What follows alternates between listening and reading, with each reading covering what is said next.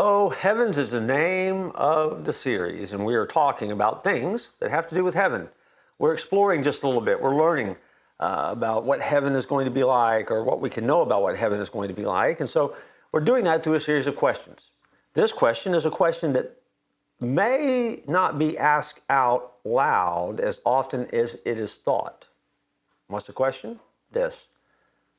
Is it going to be boring in heaven? I mean, seriously, think about it. Is it going to be boring in heaven? A lot of people ask that question based on their church experience because some people find church boring. Some people have been to religious events and been bored at those events. Some people go and the form and the style and the tradition and the structure of religious events kind of bore them a little bit, and they don't keep their interest, and so they get bored a little bit. But the answer to the question is no. Heaven is not going to be boring. You're not going to be sitting cross-legged on a cloud, floating around throughout eternity, humming hymns all day. That's not the way heaven is going to work. And the reason I know that heaven is not going to be boring is because God is not boring. God is the most exciting, adventuresome, creative person that you're ever going to meet or that you could ever imagine.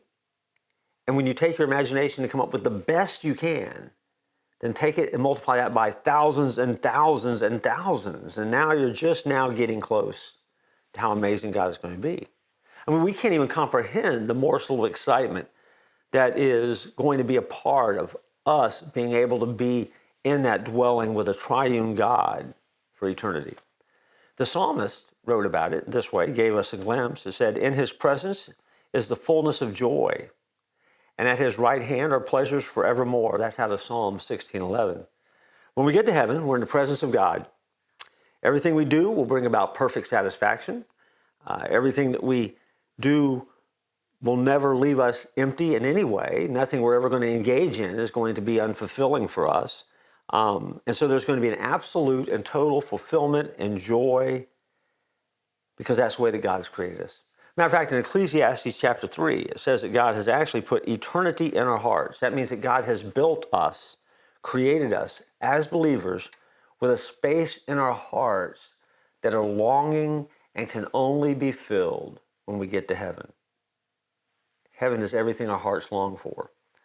And so when we're with him in paradise, we will finally find that completeness that we were created to enjoy.